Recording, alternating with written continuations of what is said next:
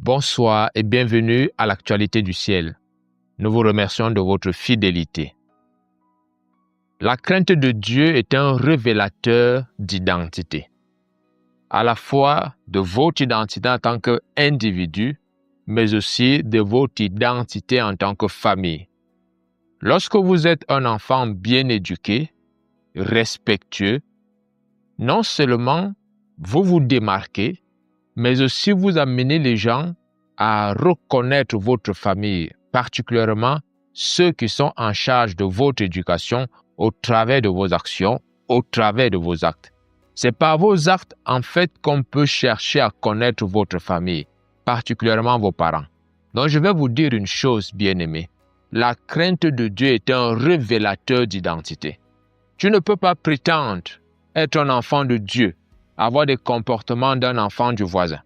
Tu ne peux pas prétendre être un enfant de Dieu, avoir des comportements qui ne cadrent pas avec Dieu. Je prends un exemple. Lorsque vous passez votre temps à vous plaindre, « Oh, ma vie est difficile, rien ne marche dans ma vie, vraiment tout est dur, vraiment je suis maudit. » Lorsque vous avez ce genre de propos, vous n'êtes pas en train d'honorer votre famille et vous révélez en réalité votre vraie identité ou alors votre vraie nature. C'est que vous n'appartenez pas à Dieu. C'est que vous n'appartenez pas à Dieu. Vous appartenez peut-être à un système religieux où de temps en temps vous pouvez vous évader, mais je peux vous dire une chose, toute personne qui a donné sa vie à Jésus, qui s'est identifiée au royaume des cieux, une telle personne a des actes qui correspondent au discours qui est au royaume des cieux. Et aujourd'hui, je voudrais particulièrement que nous étudions le cas de Jésus-Christ. Vous savez, Jésus a passé du temps à partir de son ministère. Dès qu'il a commencé le ministère public, Jésus ne disait jamais ce qu'il n'est pas. Jésus disait qui il est, Jésus faisait ce qu'il disait et Jésus honorait Dieu. Ceci étant, si tu es un enfant de Dieu, tu dois constamment confesser ton identité. Ton identité n'est pas ta réalité. Ton identité, c'est ton identité. Ton identité, c'est qui tu es réellement. Ton identité, c'est ta filiation. Et par ton identité, tu révéleras l'identité de ton Père. Tu révèles l'identité de ton Père, Dieu, au travers de la crainte. C'est au travers du respect que les hommes reconnaissent de quelle famille tu es issu. Vous savez qu'il y a des familles qui se distinguent par l'insolence. Et donc, si vous êtes un enfant d'une famille insolente, lorsque vous vous comportez de façon désagréable, de façon méprisante, les gens disent « Ah non, nous savons de quelle famille il vient ». De la même manière, si vous venez d'une famille où les gens sont respectueux et que vous avez un comportement inadéquat, que vous le vouliez ou pas, on va se poser des questions. Est-ce réellement l'enfant de tel? Vient-il réellement de telle famille? Parce qu'on sait en principe que dans votre famille, les gens ne se comportent pas comme toi tu le fais. Donc je vais te dire aujourd'hui, bien-aimé, l'enseignement sur la crainte de Dieu, je vous assure, c'est la clé. Dieu me révèle que l'enseignement sur la crainte de Dieu est la clé véritable pour le repos. Sur cette terre, mais aussi après cette terre, c'est la crainte de Dieu. Un ange avait un évangile éternel dans Apocalypse chapitre 14, versets 6 et 7. Et il devait publier cet évangile éternel à toute la terre. Craignez Dieu et donnez-lui gloire. Craignez Dieu et donnez-lui gloire. Et Jésus, pendant que lui-même était sur terre, Jésus a dit à ses amis, écoutez mes amis, je vais vous donner un secret. Ce secret, je ne le donne pas en public, mais à vous qui êtes mes amis, je vais vous montrer qui vous devez craindre. Vous devez craindre Dieu. La crainte de Dieu est la clé de ton succès. Crainte de Dieu est la clé pour ton repos. La crainte de Dieu est la clé pour ton succès. Jusqu'ici, tu as essayé plusieurs choses. Jusqu'ici, tu as entrepris plusieurs choses, mais tu n'as rien vu marcher. Tu n'as rien vu décoller. Bien-aimé, va regarder réellement si tu respectes Dieu. L'exemple suprême, le modèle par excellence, c'est Christ. Jésus est véritablement le modèle de tous ceux qui veulent craindre Dieu. Lorsque la Bible déclare Ayant donc de telles promesses, bien-aimés, purifions-nous de toute souillure de la chair et de l'esprit, en achevant notre sanctification dans la crainte de Dieu. Jésus-Christ disait constamment qui il était. Et sa déclaration l'amenait à confirmer clairement ce qu'il est venu faire sur terre. Bien-aimé, lorsque tu vis, ayant en ligne de mire ton identité, mais aussi ta mission, tu vas craindre Dieu. Toute personne qui est en train d'accomplir sa destinée, c'est une personne qui marche dans la crainte de Dieu. Si vous ne marchez pas dans la crainte de Dieu, vous n'êtes pas en train de confirmer votre identité. Vous n'êtes pas en train d'affirmer votre mission. Or, ce que Jésus a passé le temps à faire, c'était de dire qui il est. Jésus dit par exemple, je suis la porte des brebis. Tous ceux qui sont venus avant moi sont des mercenaires. Je suis la porte des brebis. De la même manière, il va dire, je suis le pain de vie. Est-ce que Jésus donne la vie? Oui, Jésus donne la vie. Jésus va dire, je suis la lumière du monde. Jésus éclaire-t-il? Oui, et il n'y a pas un autre nom qui puisse éclairer, qui puisse dissiper les ténèbres comme le nom de Jésus. Quelle que soit l'angoisse qui veut t'envahir, le nom de Jésus dissipe cette angoisse. Quels que soient les mépris, les limitations de ta famille, lorsque tu acceptes Jésus, tu vois Jésus t'amener au-delà de ses codes. Tu as été encodé que toi, tu ne pourras jamais traverser la classe de terminale. Tu ne pourras jamais avoir un métier qui soit différent de celui de gardien, de celui de bensikineur, de celui de chanteur de cabaret. Dieu, dans ta vie, peut t'amener à casser ses codes. Ésaïe chapitre 11, je lis du premier verset au verset 3. Il est écrit, « Puis, un rameau sortira du tronc d'Isaïe, et un rejeton naîtra de ses racines. L'Esprit de l'Éternel reposera sur lui, esprit de sagesse et d'intelligence, esprit de conseil et de force, esprit de connaissance et de la crainte de l'Éternel. Il respirera la crainte de l'Éternel, au verset 3. Il respirera la crainte de l'Éternel. Vous savez, la crainte de Dieu n'est pas la somme des choses que vous ne faites pas. La crainte de Dieu, c'est la somme des choses que vous faites conforme à la volonté de Dieu.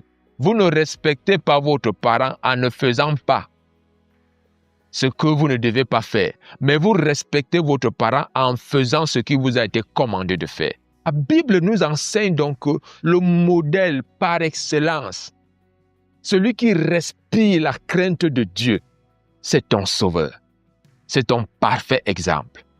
Et dit dans Hébreu, tu n'as voulu ni sacrifice ni holocauste, mais tu m'as formé un corps et tu m'as envoyé dans le monde. Oh Dieu, pour faire ta volonté.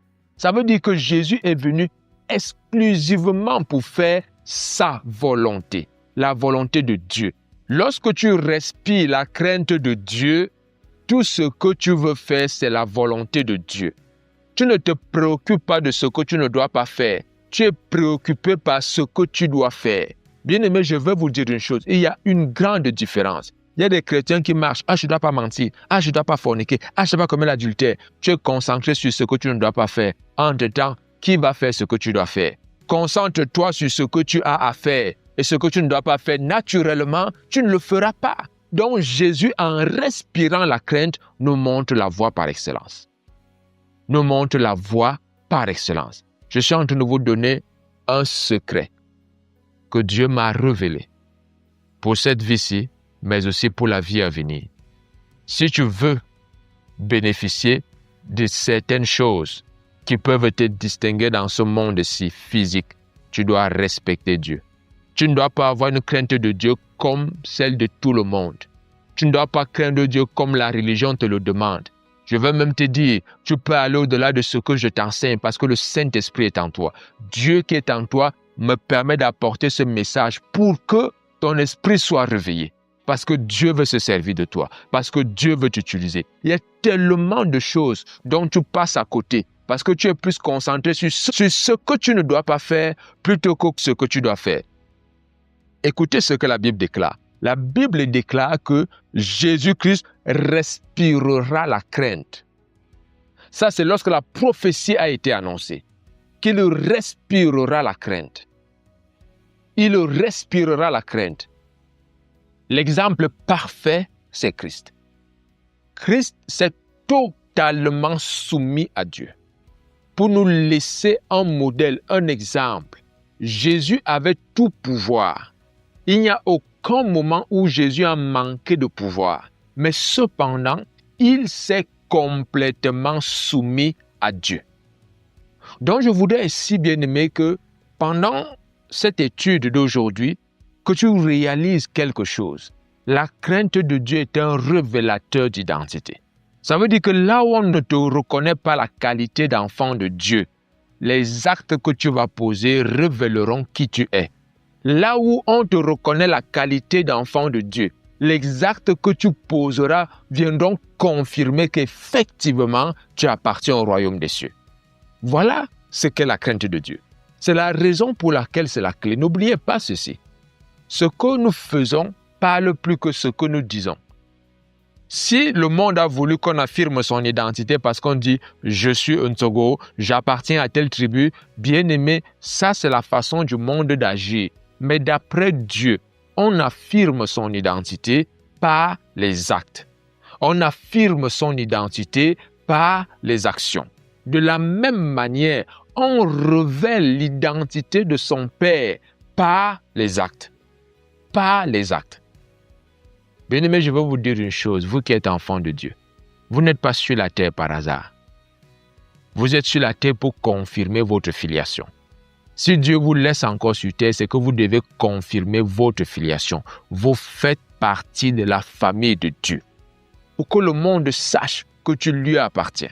Une personne qui craint Dieu, c'est une personne qui dit Dieu d'abord.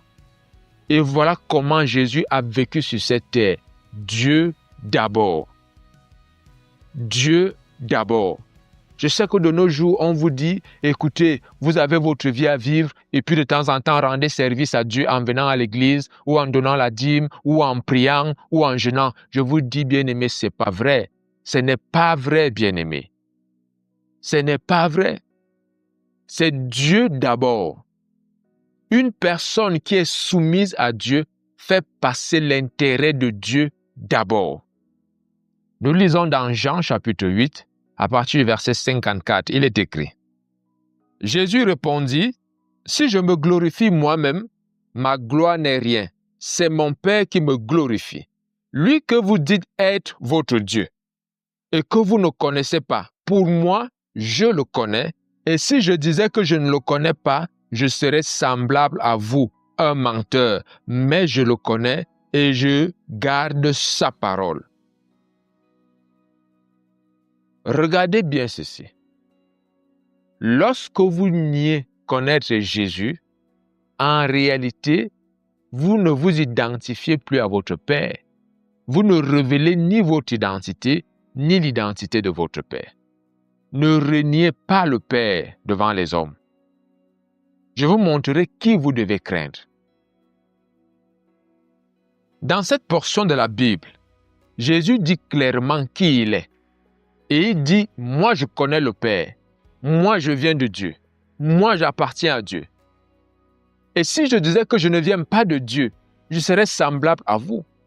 En tant qu'enfant de Dieu, l'une des choses que Dieu attend de vous, l'une des manifestations du respect à Dieu, c'est le fait d'affirmer votre identité, quel que soit l'endroit où vous vous trouvez. Cela honore Dieu. Cela honore Dieu. Vous n'êtes pas dans ce monde pour vous identifier aux menteurs. Je voudrais vous dire ceci. Chaque fois que vous réaffirmez votre identité, je m'adresse à toi particulièrement. Chaque fois que tu dis « je suis la lumière du monde », je vais te dire une chose. Cela ne dépend pas des actes que tu poses à l'instant, mais cela dépend de ce vers quoi tu es en train de tendre. Parce qu'en confessant ton identité, tu es en train de rejeter la faiblesse. Tu es en train de rejeter le péché. Tu es en train de rejeter les liens du péché qui veulent t'environner. Tu confesses ton identité. J'appartiens à la lumière. Voilà ce que Christ faisait. Est-ce que Christ avait à lutter contre le péché? La Bible déclare que Jésus était 100% homme et 100% Dieu. Alors, ici nous devons comprendre une chose. Si Jésus a vaincu le péché dans la chair, bien-aimé, tu peux y arriver à te débarrasser du péché, à tel point de le rendre si rare dans ta vie que toi-même tu peux dire « je ne pêche plus ». Dans Jean chapitre 8, nous voyons comment la crainte de Dieu se manifeste. Après que Jésus ait dit à la femme « va et ne pêche plus », je lis le verset 12, il est écrit « Jésus leur parla de nouveau et dit « Je suis la lumière du monde. Celui qui me suit ne marchera pas dans les ténèbres, mais il aura la lumière de la vie. » C'est glorieux, bien-aimé. C'est merveilleux d'entendre de telles paroles. Jésus dit clairement qui il est. Savez-vous que chaque fois que vous affirmez votre identité, vous révélez en même temps votre mission. Chaque fois que vous affirmez votre identité, vous réaffirmez en même temps votre engagement. Chaque fois que vous révélez votre identité, vous réaffirmez votre filiation. Jésus dit ceci, « Je suis la lumière du monde ». Bien-aimé, lorsque tu dis, toi qui es en train d'écouter ce message, « Je suis enfant de Dieu », tu viens de réaffirmer ta filiation. Ça veut dire que, en disant « Je suis enfant de Dieu », si tu étais en train de vouloir t'enivrer, cette déclaration peut te libérer. Elle va t'amener à comprendre qu'un enfant de Dieu ne s'enivre pas. Alors tu vas quitter l'endroit où tu te retrouves et tu ne vas pas te livrer à la débauche. Lorsque tu réaffirmes ton identité, j'appartiens à la famille céleste, j'appartiens à Christ. Rien que cette déclaration réaffirme ta mission. Tu n'es pas sur la terre par hasard. Tu n'es pas sur la terre pour faire ce que tout le monde fait. La crainte de Dieu va révéler ton identité. Bien-aimé, lorsque tu crains Dieu, tu sauras exactement qui tu es. Tu n'es pas ce que les hommes disent que tu es. Tu n'es pas ce que le monde a programmé parce que tu as eu un cursus académique. Peu importe tes diplômes, n'oublie jamais d'où tu viens. Tu viens d'en haut. Tu appartiens à Jésus-Christ.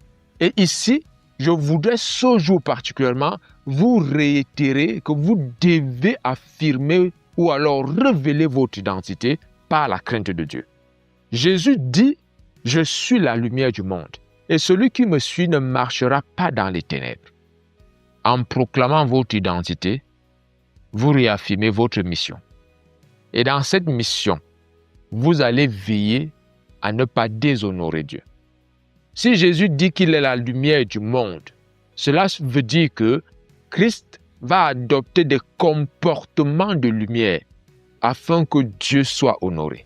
C'est de la même manière, lorsque vous cachez votre identité, vous courez le risque de vous comporter comme vous ne devriez pas le faire, comme vous n'aurez pas dû le faire. Mais en réaffirmant votre identité, vous serez en train de réaffirmer à cette faiblesse, à cette situation qui tend souvent à vous enlever la paix. Tu dis, tu m'as eu aujourd'hui, mais je suis enfant de Dieu. Je suis plus que vainqueur. Je ne suis pas fait pour échouer. Je ne suis pas fait pour rester dans l'échec. Je ne suis pas fait pour rester dans la peur, dans le noir, mais je suis fait pour aller de gloire en gloire. La crainte de Dieu va révéler votre identité. Matthieu chapitre 11, le verset 27, il est écrit « Toutes choses m'ont été données par mon Père, et personne ne connaît le Fils si ce n'est le Père. Personne non plus ne connaît le Père si ce n'est le Fils, et celui à qui le Fils veut le révéler. » Si tu es fils de ton père et de ta mère, tu dois révéler tes parents par ton caractère. Tu dois révéler tes parents par tes actions. Tu ne révéleras pas tes parents en disant « Mon père s'appelle Amuguntogo. Mon père s'appelle Bekuntel. Mon père s'appelle Atanganatel. » Non, tu révèles ton père par tes actions. Tu révèles ton père par tes propos. Voyez-vous, lorsque Jésus vient, Jésus nous a révélé le cœur du Père. Dieu a tant aimé le monde qu'il a donné son Fils unique, afin que quiconque croit en lui ne périsse point, mais qu'il ait la vie éternelle. Lorsque tu crois en Jésus, la vie éternelle est ton partage. Lorsque tu crois en Jésus, tu es qualifié, tu es condamné à la vie éternelle. Cependant, qu'est-ce que le Père va maintenant faire? Le Père aussi va nous révéler le Fils.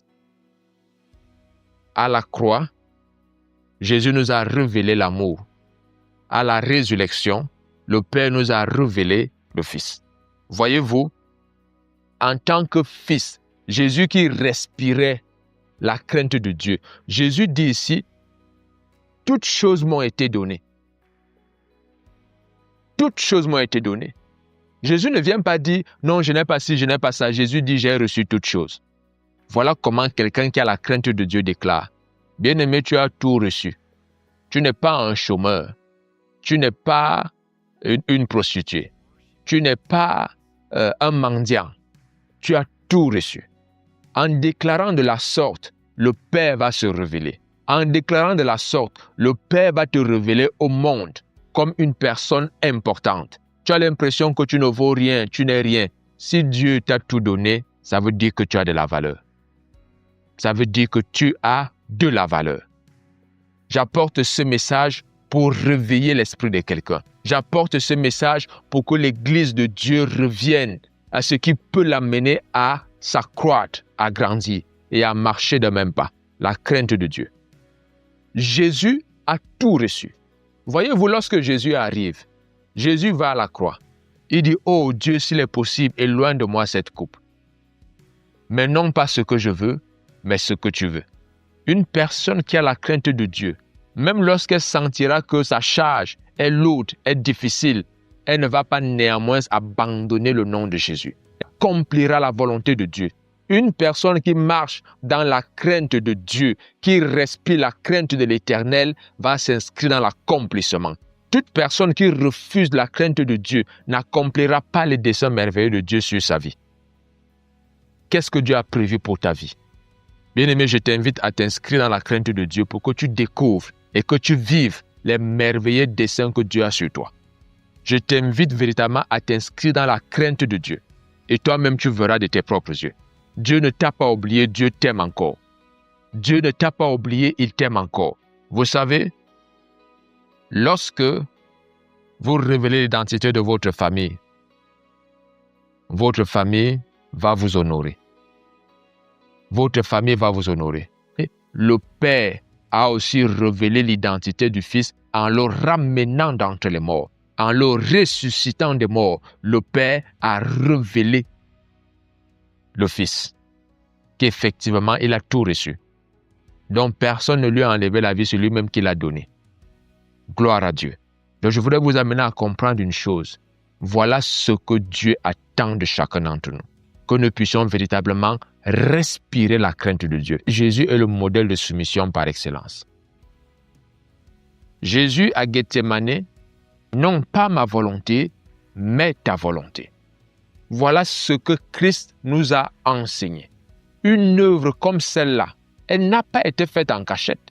Même si elle s'est préparée en cachette, elle s'est manifestée publiquement. Et en se manifestant publiquement, le Père a été révélé. Le Père a été révélé. Jésus nous a clairement révélé l'amour du Père à la croix. Il nous a clairement révélé l'amour du Père à la croix. Comment? En appliquant simplement la soumission au Père. Et la Bible va déclarer dans Philippiens que Jésus n'a pas regardé d'être égal avec Dieu comme une proie à arracher, mais il s'est humilié lui-même en se rendant obéissant. Et il a dû souffrir la mort et même la mort de la croix. Et même la mort de la croix. Si tu crains Dieu, ton identité d'enfant de Dieu doit se révéler. Si tu crains Jésus, ton identité d'enfant de Dieu doit se révéler. Si tu crains Dieu, tu dois aussi pouvoir révéler le Christ au travers de tes œuvres, au travers de tes actes. Je vais t'inviter, bien-aimé, à ne pas prendre la crainte de Dieu comme une chose dont on peut remettre à demain. Je vous le dis, ces deux premiers thèmes, que ce soit la grâce de Dieu, que ce soit la crainte de Dieu, ce sont deux leçons clés, fondamentales pour le royaume des cieux. Fondamentales. Vous n'arriverez pas au ciel et vous croirez que vous avez d'abord à chanter. Vous avez d'abord à faire autre chose. La priorité, c'est la soumission à Dieu, c'est le respect à Dieu, c'est la crainte de Dieu. C'est la crainte de Dieu. Jésus a révélé le Père en allant à la croix. Il a révélé le cœur du Père en souffrant la croix. Et vous savez quoi? Le Père s'est révélé en ramenant Christ d'entre les morts. Bien-aimé, il y a des œuvres qui accompagnent et qui attestent que tu crains Dieu. Jean chapitre 7, versets 16 et 17, il est écrit, « Jésus leur répondit, « Ma doctrine n'est pas de moi, mais de celui qui m'a envoyé. Si quelqu'un veut faire sa volonté, il connaîtra si ma doctrine est de Dieu ou si je parle de mon propre chef. » Voyez-vous, Jésus est en train de dire, ce que je fais, ce n'est pas ce que je veux, mais je suis en train d'honorer mon Père. Vous savez, votre devoir en tant qu'enfant de Dieu, c'est d'honorer et de défendre les instructions que votre Père vous a données. C'est d'honorer et de défendre les instructions que vos parents vous ont données. C'est en cela que vous faites honneur à votre famille et à vos parents. Et c'est en cela que vous affirmez votre identité, mais aussi votre filiation. N'oubliez jamais. N'oubliez jamais. Jésus a dit, je suis le pain de vie. Jésus a dit, je suis la lumière du monde. Jésus éclaire-t-il? Oui. Jésus donne-t-il la vie? Oui. Alors je vais vous dire une chose. Chaque fois que vous affirmez votre identité de façon verbale, elle doit s'accompagner d'actes concrets. Chaque fois que vous affirmez votre identité, je suis enfant de Dieu. Lorsque tu mens, tu n'es pas en train d'agir comme un enfant de Dieu. Quel que soit ton secteur d'activité. Lorsque tu es en train de mépriser Dieu, tu ne pries pas, tu ne respectes pas l'espace de Dieu, tu n'honores pas Dieu dans ton corps en te sanctifiant, bien-aimé, tu n'es pas en train d'honorer Dieu. La sanctification fait partie de la crainte de Dieu. Une personne qui craint Dieu, c'est une personne qui marchera dans la sanctification. C'est une personne qui marchera dans le respect de Dieu. Aujourd'hui, plus que hier, Jésus dit, si quelqu'un veut faire la volonté de Dieu, il doit reconnaître par mes actes, par ma parole, par ma façon de faire, que ce que je fais est de Dieu. J'aimerais que chacun d'entre nous puisse parler de la même manière, puisse parler de la sorte, comme Christ. Que oui, si vous voulez faire la volonté du Père en me voyant, vous devez reconnaître que ce que je fais, ce que je dis, n'est pas de moi, mais cela me vient de Dieu. Cela est très important, bien-aimé. Cela est très important. Dieu t'attend à la soumission. Dieu t'attend au respect. Dieu t'attend. Le mot crainte de Dieu n'est pas dans la Bible par hasard. Ne négligez pas cela. Ne négligez pas cela. Gloire à Dieu. Donc je voudrais vous amener à comprendre une chose. Voilà ce que Dieu attend de chacun d'entre nous. Que nous puissions véritablement respirer la crainte de Dieu. Dans Jean chapitre 18, le verset 37, il est écrit, « Pilate lui dit, « Tu es donc roi ?» Jésus répondit, « Tu le dis, je suis roi. Je suis né et je suis venu dans le monde pour rendre témoignage à la vérité. Quiconque est de la vérité, écoute ma voix. » Jésus confessait clairement qu'il était « Je suis roi et je suis venu rendre témoignage à la vérité. » La vérité, c'est que Dieu t'aime. Donc aujourd'hui, il n'y a plus ta place en enfer, tu n'as plus de place en enfer. Ta place est maintenant au ciel. Accepte Jésus. Je t'invite à reconnaître Jésus comme ton Seigneur et ton Sauveur personnel. Dis à Jésus-Christ, mon âme a besoin d'un Sauveur et ce Sauveur, c'est toi. Voyez-vous, la crainte de Dieu affirme l'identité. Jésus n'a pas nié qu'il était roi, Jésus a confirmé, je suis roi. Et l'identité confirme la mission. La mission, c'est quoi? Je suis venu rendre témoignage à la vérité. Laquelle? Pilate a posé la question, mais elle est partie à la vérité. Pilate dit, qu'est-ce que la vérité? Bien aimé, la vérité, c'est que Dieu a tant aimé le monde et il a donné son Fils, afin que quiconque croit en lui ne périsse point, mais qu'il ait la vie éternelle. Voyez-vous, ici Dieu ne s'attend pas à ce que vous ne devez pas faire certaines choses, mais s'attend à ce que vous fassiez une chose. C'est ça la crainte de Dieu. La crainte de Dieu, c'est que croyez en Jésus et vous avez la vie éternelle. Or, croire est un verbe d'action. Bien-aimé, lorsque tu commences à croire, tu entres en action avec Dieu. Avec Dieu. Tu ne peux pas lutter contre le péché et le vaincre.